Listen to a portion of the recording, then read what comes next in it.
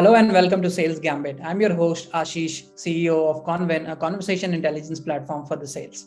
In today's episode of Sales Gambit, we have Fred Copestake, founder and trainer and sales coach at Brindis, a sales training consultancy.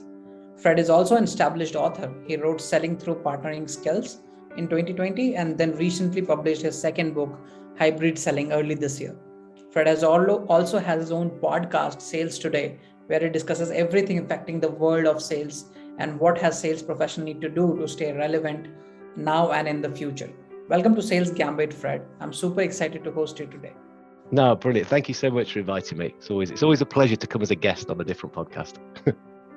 Sure. So, in today's episode, we are going to discuss how can organizations effectively teach their salespeople to the partnering skills, or how can salespeople use partnering skills to sell better in 2022, right?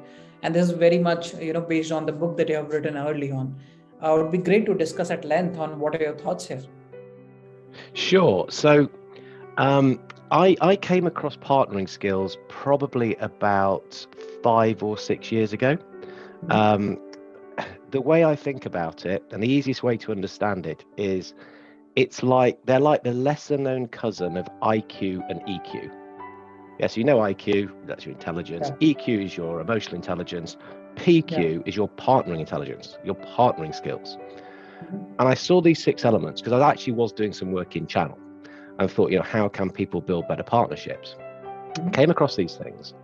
And the more I looked at them and understood these 6 elements, the more it just became clear to me, this is for every single salesperson, not just a channel manager, not just a partner manager, not just somebody who's trying to build that like pure partnership, every single salesperson.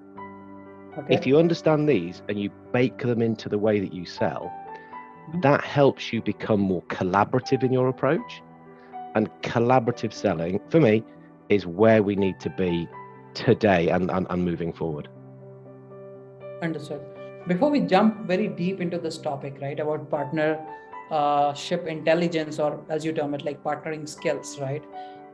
Would love to understand, how did you really get into sales, Fred? I mean, this is a question that I ask everyone at my podcast, and we love to understand the journey of the person.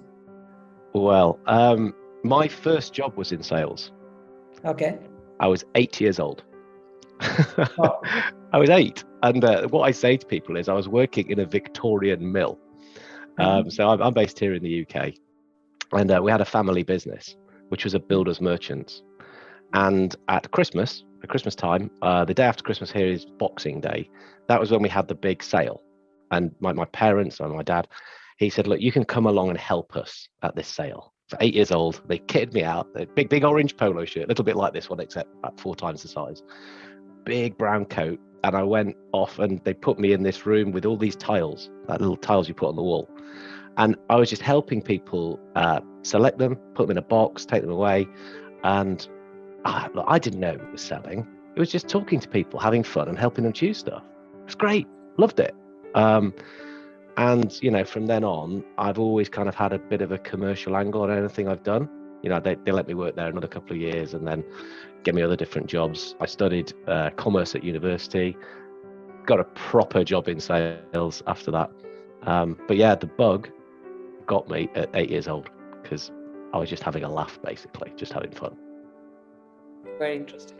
Like, how has been the journey where you yourself a salesperson at some company and then you moved on to become a trainer and then founded Brindis?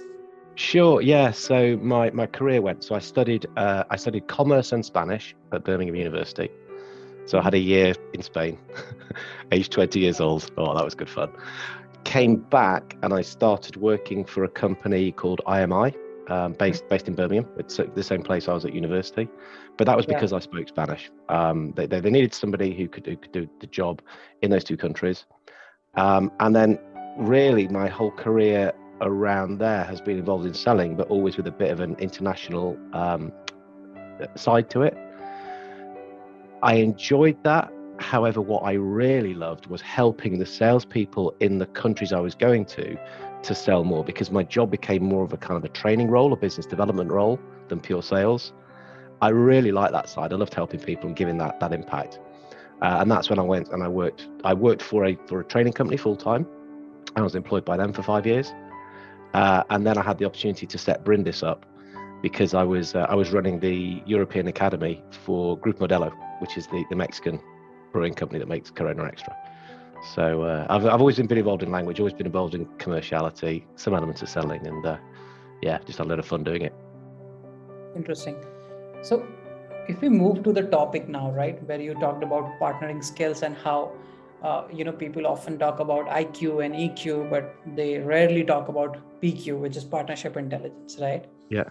I have the question. The first question was on that only, right? Why do you think it's a very less used term in the sales world? I have been into the sales part for doing let's say over 2-3 years now, and I have talked to a lot of people, even on this podcast. I don't think anyone has before you has really termed or talked about this word of either about partnering skills or partnership intelligence. Yeah, I don't know. I guess IQ has been around a long time. That's been around since the 1930s. And then EQ was sort of 1980s. Daniel Goleman really started to talk about that. That was the same sort of time that Steve Dent was doing his research into partnering skills. And so these skills, they're validated, they're verified, they're things which we can develop. And I guess it's just not really had the light today, which is why I want to kind of shine a spotlight on it. And when I read that, let's go through the 6 elements. When you see these, you'll think, wow, why have we not been talking about this stuff before? Because I'll challenge you, Ashish. You try and say to me, no, I don't think a salesperson needs that skill. Okay, we'll have a bit of a game. Is that okay? Yeah. Okay, so there's 6 elements to it. They all act together. I can only speak in order, but they're all important. But I always start with trust. Trust is a key area, is it not? You can't challenge me on that and say that a salesperson shouldn't be trying to build trust in the relationship, or can you? Before we go ahead, Fred, in very detail about these partnering skills, I want to focus on the element before, right? Yeah. Do you feel that partnering skills are talked about in bits and pieces separately and not just talked about as one single entity called partnering skills? Yes, I think they are. Again, when we go through them, you'll hear and go, actually, we do kind of talk about that. Yes, that makes sense. We'd probably call it maybe something different, or we're starting to talk about some of these elements a lot more now than ever before, but never in its complete package. And that's when I saw it, I said, hey, look, these things have been nicely packaged up. It's called PQ, but it's been proven that these things are important and they can be trained. That's why I got particularly excited, because it's not me thinking, okay, here's a list of things which I think are pretty key. It's been through a robust process to work out that these are things which will help somebody to be more commercial and better at what they do, which is to build a partnership. Well, yeah, that should be our mindset as the salesperson going forward. I think of your customer as a partner, even if it's not a full-on formal business alliance like we might normally see. Thinking of them like that changes the way you behave, changes how you operate, and you do a better job. You do a more authentic, a better job in the way selling is going. That's very interesting. I would love to hear about what are the different kinds of partnering skills, like the major ones, right? And then probably we can talk about each one of them in detail. Okay, so 6 elements, like I was saying. Yeah, the first one is trust. Ability is trust. But look, as a salesperson, I talk about being trustable. So I know it's trustworthy. So the customer has to trust you, but equally we've got to trust the customer, because we're going to be in this together. So understanding what makes trust, how you build it, how you can get to it faster, is such a key area. I think it's very hard to say, hey, that's not an important thing in professional selling today. It's foundational. It's foundational to relationships. It's foundational to communication. We've got to work very hard to get it. Second one, which helps with this, is having a win-win focus. Right. So when you said, well, do we talk about some of these things before? Yes, we do. And the concept of a win-win in sales is one that's been, people have talked about that for quite a long time, since I've been involved in selling. So trust, having a win-win focus. And then this third element is about being comfortable with interdependence. Okay. not independence. Now, a lot of salespeople used to be quite independent animals. We've got to be interdependent. And I think this makes sense on so many different levels, in that it's the way I basically see it is, well, my success is going to be your success. My success as a salesperson is dependent on you getting the outcomes that I'm promising you. But to do that, I'm probably also going to have to use my team, and we're going to have to get your team involved. So actually, there's lots of people that are all becoming interdependent on each other. When we stop trying to do everything in a silo, stop trying to be a lone wolf, and use all these different people, to build the team that's moving towards success. Again, it makes most sense to me. So I thought, wait, there we go. That's three things that we should be looking through. Understood. So you mentioned about trust. Before we go into the another three elements, sure, yeah, right? Yeah. I'll stop you here and ask more questions. So you talked about trust. You talked about win-win situation. Yeah. Right. And then you talked about comfortability with interdependence. Correct. Right. If I had to ask you the question on trust, let's say I want to improve. I, as a salesperson, I'm looking to improve on the trust side. Right? What do you suggest will really help me build that trust with the client if I'm thinking of them as a partner? It's all to do with the intention or the intent of why you're doing anything, and this is reflected in the trust equation. So I don't know if you've come across the trust equation before with David Meister and the guys, which is a fantastic piece of work, and it's written as T, trust, equals C plus R plus I divided by S. Okay, so trust is based upon your credibility. Do you know your stuff? Your reliability. Do you do what you say you're going to do? And your intimacy. Is my information going to be safe with you? Great. Okay, look, no salesperson can argue with that. But the beauty of it is when it's written as an equation, it's divided by S, which is self-orientation. If you're doing all those things for yourself because you are only desperate to make a sale, it will not build as much trust as if you're doing it because you actually genuinely care about me, the customer. You want to help me. You want to put me in a better position. So that's where I'd go to as the simple answer for trust building. It's doing stuff with the other person's best intentions at heart. If you can do that, that goes a long way for trust building, I think. That's amazing. I've heard it for the first time, very honestly, and it's really relatable, right? If I'm more self-oriented myself and I'm not thinking about the other partner who I'm talking to, it's very difficult to build that trust in general. Totally. And as I say, the beauty of it, this is why these guys are Harvard professors, But when it's written as that equation, you could do all those things. You could be brilliant. You could know everything. You could be the most trustworthy. But if it's with the only intention, that equation, the number comes down, doesn't it? So actually, you're not building trust. It has to be about the other party. It really does. Yeah, true. But can you expect the same thing from the customer or the other partner? From a salesperson's perspective, I can put in all my effort to build that trust, right? But do I expect the same thing from the partner? The others on the other side, which is the customer? It's very difficult, right? Well, yes and no. Okay. That's a politician's answer. No. Again, the simple answer to this is what I will say to people is it takes two to tango. So when we talk about qualifying customers, the good old-fashioned sales skill qualification, we can look at budget, authority, needs, timescales, all that good stuff. But actually, if we also start to look at a psychological qualification, think, how is it working with them? Do they work with partners, or do they work really transactionally? Do they use the word partner, but actually just beat their suppliers up? Pretending that, there's a relationship, but there's not really. If we're sensible about picking the right people, we will get that return to us. And of course, that is going to make the whole thing work even better, even more effectively, because we can then genuinely work towards the win-win. We can generally start to become interdependent. It's just a better way to operate. It's far more authentic. We talk about authenticity quite a lot as well. So it's a better place to be, I think. Makes sense. And when you talked about the second point, which is win-win situation for both, right? So what I'm getting is that a salesperson should be able to create that situation, or should be able to uncover where the other partner or the customer also feels that this is like a win-win for them, right? It's a really interesting one, actually. So again, you look at it from so many different angles. Yeah, we need to understand what good looks like for the customer. What's the outcome they're looking for? What expectations do they have? How is that going to benefit them? So what does good look like from their side? Yeah.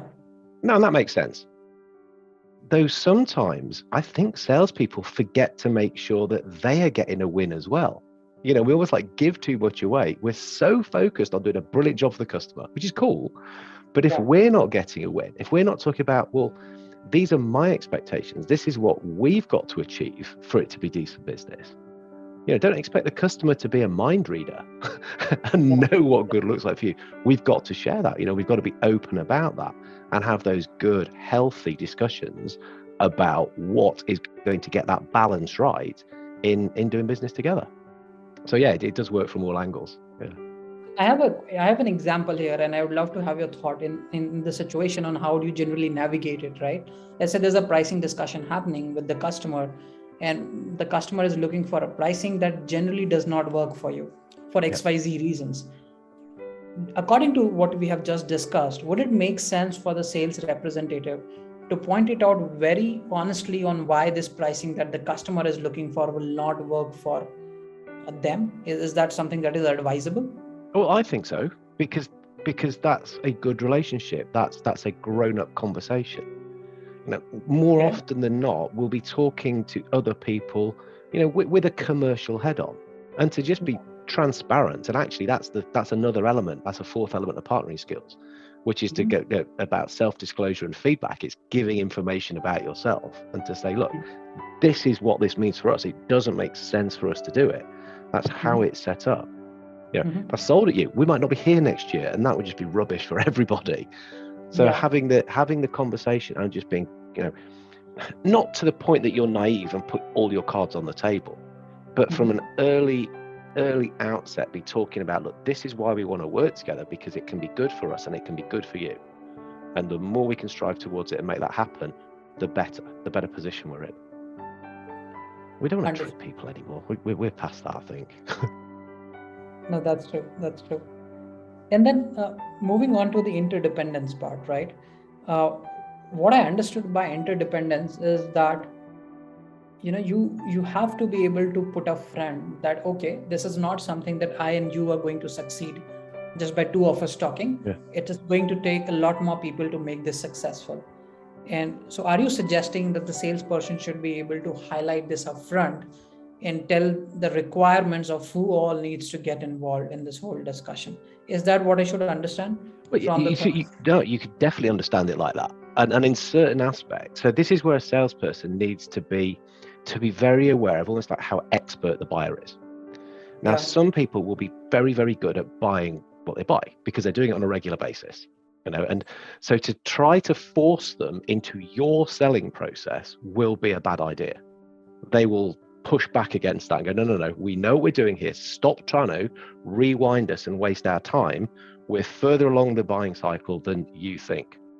Yeah. So that's not a good idea to do that. However, there are other people who will say, look, we don't know. We don't buy this stuff regularly. We don't buy conversational intelligence systems every day of the year. I've never bought one before. Can you help us understand what we need to do? Yes, I can, Fred. So this is going to be some kind of investment. We'll probably need to get procurement involved. Oh, really? Yeah, it would be a good idea. The sooner we do that, the better. We'll need to get your sales managers involved. We'll need to get these guys involved because they're all going to have a vested interest in it. If we do that and we do it early, we're going to do a better job. Let's get them involved. I can get other people from my side in. I will guide you through the thinking and the process to do the very best that you need to do. And that's for me is good selling. Almost acting like a guide to customers when they're not in as expert position. Understood. And this is more about the interdependence, right? That you talked about. That this creates interdependence. This uncovers how this whole thing is dependent. I mean, the success is dependent on multiple people, right? Yeah, and we know for decisions to be made, there's more people involved than ever before. I mean, all the research is showing that. The Gartner stuff is saying that. But to accept that and to address that, and to not try and pretend it isn't, which some salespeople will do. It's like, oh no, let's just try and do it faster. No, it will be faster to involve more people. Let's build the mutual action plan. Let's work through it like this, because ultimately, My success is based on your success, and your success is the outcomes that you're trying to achieve. So we need to work out, well, what are those outcomes? All the people are involved, they're going to be trying to do and get different things out of the cell. If we know what they are, then we can make sure we're set up to do that. Everybody's box is ticked, we're all happy, and we can move this whole relationship and this whole sale forward. Makes sense. I would love to hear the rest of the three partnering skills that you want to talk about, and then have deeper questions there. Yeah, no, cool, because they're all working together. It's hard to answer one without mentioning another, which is what I did when I said that the fourth. Mm-hmm. Steve Dent talked about self-disclosure and feedback. Mm-hmm. Now, I translate that into transparency now, because transparency, we use that word quite a lot. Todd Caponi's written a brilliant book, The Transparency Sale, about why it's a really good idea to be open and transparent about the stuff that you do. Lead with the floor if you need. But certainly, tell people how you're thinking. I've already said, look, don't expect them to be a mind reader. Share stuff. That's what a good relationship, a personal relationship is built on that. So if we can bring that into the way we operate, again, it's starting to build decent foundations into the way that we operate. But here's a question here, Fred, that will be on a lot of salespeople's mind. What is the degree of transparency that they need to have? Right? How do I know this degree of transparency is good enough? And I am not oversharing, and I'm not making their life complex by sharing information that they don't even want to hear? Or how do you draw that thin line that, okay, this is good enough to share, and it's not okay to share? Yeah, I think so. When we look into transparency or self-disclosure and feedback, and what Steve Dent was talking about when he first really started looking at this stuff, it was more, it's not kind of going into sort of oversharing personal stories. This happened to me when I was 10 years old and it's irrelevant, like you say. But if it's almost like back to that win-win we were talking about. I have to be speaking to you now about this stuff that it's not making sense for us. This as a way of working, or even, and this is one that another salespeople can find hard, is push back and say, look, you're saying this stuff. I'm not doing my job if I don't challenge you on that and say, I don't think you're taking the best option on this. Now, salespeople find that tough, but for the good of the conversation, for me to do my job right, this is something that I want to bring, to the table. If you're going to do that, you need to have good, solid information. You have to have a reason to say that. You can bring perspectives, different insights, different things which are going to help people to think. The more we can do that, and if you as the guide, if you want to take that, our job as a salesperson is to help people think. Use that as the shorthand. And so if that involves sharing a certain amount of information because it's useful to the conversation, I'm doing it with the best intent because it's orientated on them, then that will be the right thing to be sharing and to be saying. And look, if it is saying that our product does this and this brilliantly, but if you're looking at it to do that may well not be the right selection for you to have. That's another thing that a professional salesperson should be comfortable enough with. As Todd says, actually, it makes more sense to say that first. If you're looking to achieve that, we might not be the people for you to talk to. However, if you're trying to do this and this, or that's more important to you, then we are the best. It's not like that isn't a fact, and it would not be found out at some stage. So why not say it for the sake of the relationship and to save everybody time and effort and to build your credibility as a professional? Makes sense. And now I can see how this will also improve trust, right? Yeah. I mean, if you're transparent enough and it makes sense to them, they will really appreciate.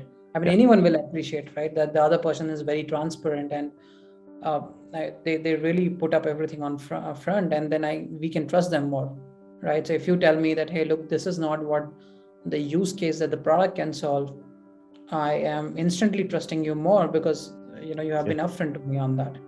Yeah. And if it's the most important thing, then okay, we need to find you the best thing to do that.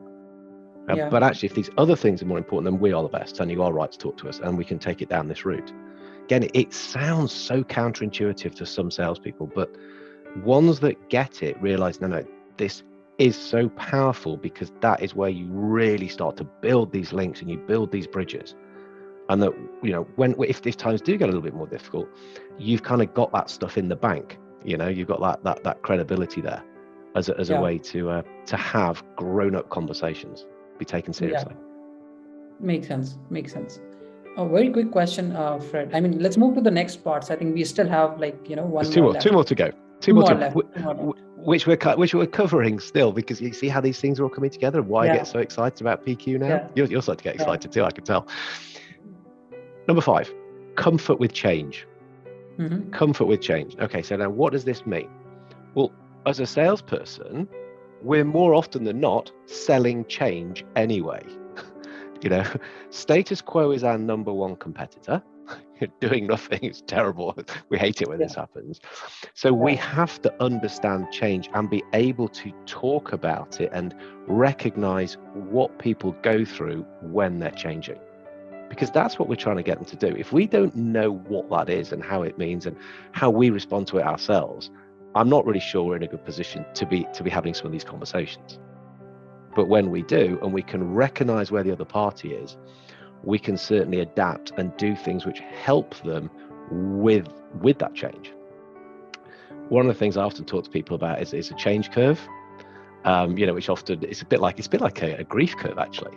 Where it starts with anger, sorrow, disbelief, into acceptance and into excitement. Now, as a salesperson, we're really excited. Hey, look at this stuff. It's going to do really good for you. Got all these benefits. You're going to get, your business is going to be so good. Yeah, but it's a bit dangerous for me and I'm a little bit worried and overawed by it. You get all excited, but the person's at a different stage. So we've got to be a bit cuter, a bit cleverer in the way we can help them just along that journey. And the fact that, basically do nothing is always going to be up against us as well. Again, a question here, right? Do we expect the salespeople, when you say comfort with change, they need to be comfortable with change is what I understand. But does it make sense to even try to make the other person comfortable with change?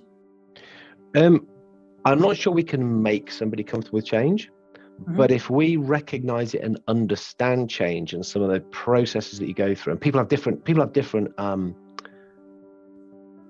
ways in which they view change. On a very simple basis, you've got some people who love it.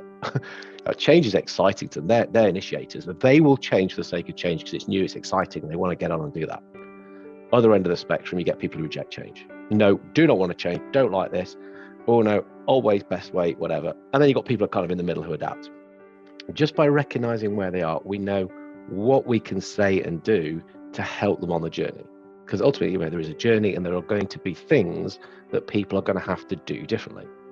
And hey, we might have to do stuff differently. If we're genuinely looking to work more like a partner, just because my solution is like this most of the time, maybe in this case, we need to change a little bit because it's the right thing to do for this customer at this time. So it's just understanding what change is all about and that it's hard quite often. Makes sense. And then the last one, I guess. The last one is future orientation. Okay. So this is all about understanding where we're headed. What goals have we got? What vision have we got? What targets we're trying to achieve? What does that look like? And how do we get there? And so we make decisions based on that. Rather than always looking backwards and thinking, okay, well, we tried this before and it didn't work. So, things were different then. If we know where we're headed, and if we know where we're headed together, and that is ultimately where we want to end up, and we make all our decisions based on how we're going to get there, with the trust, with the transparency, with a win-win mind, all that stuff is now coming into play as well. That is going to be a way better and I think more professional and more collaborative. So that's why I come back to this is collaborative selling, a collaborative way of approaching sales. So understood. A very common question that would come to anyone's mind after listening to all this, right, is that this sounds like amazing set of skills to have in general. Even if I look at it from an umbrella term perspective of partnering skills, it looks like an amazing set of skills to have. How does sales manager or leaders make sure that their team is learning these skills along the way? How do they come on my training? No. Of course I was going to say that. No, it's so the way I set up this is saying that actually we do quite a lot of this already Now, if somebody's in sales and they're reasonably successful, they're probably doing quite a lot of it, if not naturally, just unconsciously, because this is the stuff that works. So they're doing things which are building great relationships, they're working well with customers, and customers are comfortable working with them, and there's a lot of stuff that's happening. So just by being more conscious about them, and that's why I was so excited that they were all packaged as PQ. That's not me packaging, it's just that's what it is. We can start to just understand, okay, how would I score on some of those things? So we can do a little test around them to see, okay, yeah, I'm quite good at trust building, I'm not so good at win-win focus, and we can start to do some things to do that. What I also do then is to say to people, look, so let's on the one hand say, here is all the sales best practice that's gone on before, and it's still best practice. There's still a lot of good stuff. Consultative selling, how you ask questions like that, it's great. Value focus on selling, it's great. Adapting to people's personalities, it's great. Having a structure to a sales meeting, it's great. Don't throw that away, but make sure those things that we are picking and using are consistent with what we've got with PQ, and we can mesh those together and make sure the framework that we're working with today is fit for purpose in today's sales environment. So a lot of it is just still applying a lot of good stuff. Use PQ as the sort of the double check. Just make sure that these are the ways in which we operate, how we'd run a call, how we'd set a proposal, how we do all those good things. And that is going to make sure we're bang up to date. So it's just checking we're moving with times, really. I suppose that's a long way of saying check we've moved along with the times. Yeah.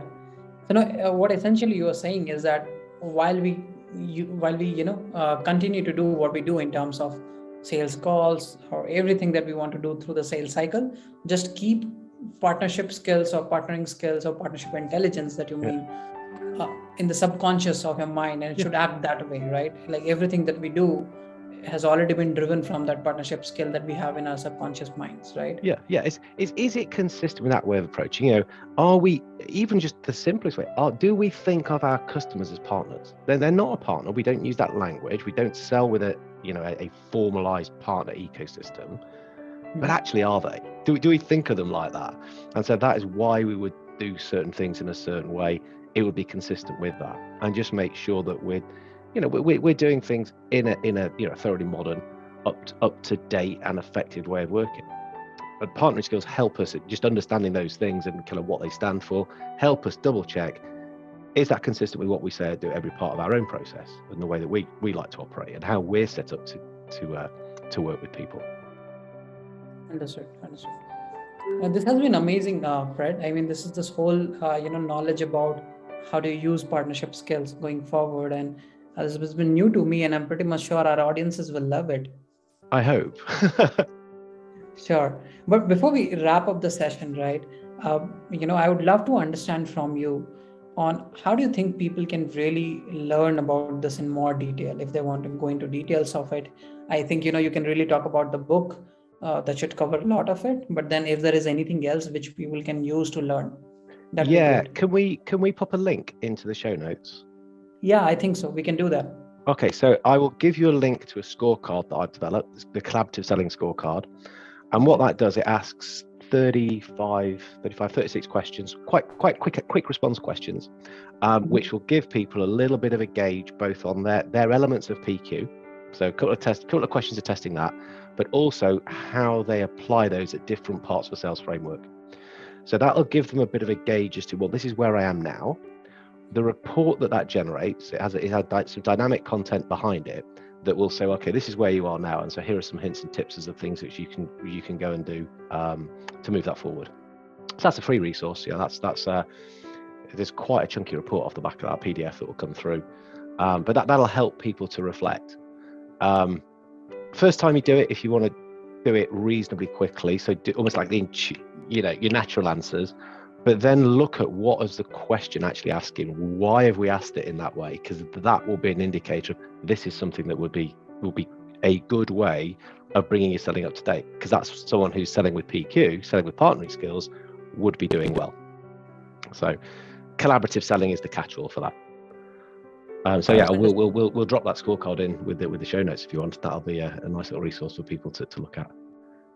Amazing. And I think we'll drop a link to your book as well, where, they can go and learn from it, as well as your training session classes, because I think that'll be very important for people if they want to connect with you. Please, yeah, no, and definitely, please connect with me on LinkedIn. On LinkedIn, say that you heard us chatting on this. I do try and bang this drum regularly. It's what I talk about. It's the spotlight I want to shine, because that's how I think salespeople can get more modern, up to date. Some people have got slightly different ideas. Okay, that's good for them. This makes sense to me. So a lot of the content I'll be producing will be around this area and some latest thinking on that. So yeah, I'm not going to shut up about it yet, Ashish. No worries. This has been great, Fred, but that brings me to the end of the podcast. And I learned a lot, and I'm sure our audience will love this. Thank you again for coming on Sales Gambit by Convin. Thank you. I love talking about this stuff, and it's great to be able to share it in another area. Sure. Great, Fred. So I think this has been recorded. And, I had a note from my team that you wanted to speak about something after the call. Yeah, funny enough, it is partnering. So I don't know how relevant it is, but I thought, hey, we're jumping on this call, so I might as well just mention it. One of the big changes that Brindis is going through now is to change our focus on where we're operating. So I'm based here in UK. Most of my focus has been in UK. I've worked all over the world. However, what we decided to do is to up sticks and move to the Gulf, move to Dubai, and really target that area. Our thinking behind that is it's an area for growth. There's a lot of people operating in that area who want to build business, who want to grow, and a lot of the selling isn't done very well. It's a little bit backward. People are using some either old-fashioned stuff, so they need a bit of PQ sprinkled into what they do, or they're not quite making the adaptations to the region work so well. Now, what I've just described in PQ, when the guy that I'm now co-founding over there with saw, he went, this is how we need to sell. What you've written there, the PQ stuff, is exactly how that culture tends to operate. Yeah. So we're building over there. What we need to do is we need to get some funding. We need to recruit some people, because we can then build an office there pretty quickly, and then start to expand very, very quickly. So I didn't know whether it's worth us talking about whether that's something that you guys want to get involved with, whether that's the right time in your journey, because when you look at the training, it's not just turn up and deliver a day's training. I don't do it like that anymore. We don't do it like that anymore. We've got 10 bits of stuff which goes into the whole accelerator. So we've got virtual instructor led, we've got coaching, we've got a sales enablement platform, a buyer enablement platform, Box Step. We've got Rocky Robot that talks to you. So that's using AI to generate questions to coach you in the morning and in the evening. We've got video, we've got a video platform, we've got Facebook community group. So there's all these things. And then what I want to do is make sure I've got my own partner ecosystem with a coaching platform, maybe conversation intelligence, maybe, with the right people who want to help us get up and running faster, which is then going to have an impact, because we're putting a lot of people through training who could then go into it. And I thought, while we're on a call, I'll mention it and see whether it's a conversation we should be having. Sure, definitely. Is there something that is like more reading material on this, on what is your plan? What are the different things? I will send you. So I'm going to send you an email straight after, or send, is it Hardik, an email with both a link to the scorecard, which we'll drop in. So that's a good thing. Yeah. And then brindisgulf.ae is basically the website we've set up, because we're going through the investment stages at the moment. So that will show you the thinking of why we're doing that, how the financials are broken down, how we can build a team very quickly over there. Because I didn't realize, actually, some people are incredibly expensive to employ over there, but a lot of people aren't. And you could actually build a decent team on a smaller budget, certainly than you can here in the UK. Thank you. Thanks a Wonderful. lot. No, look, thanks so much for inviting me and for sort of kicking off this discussion. And we'll see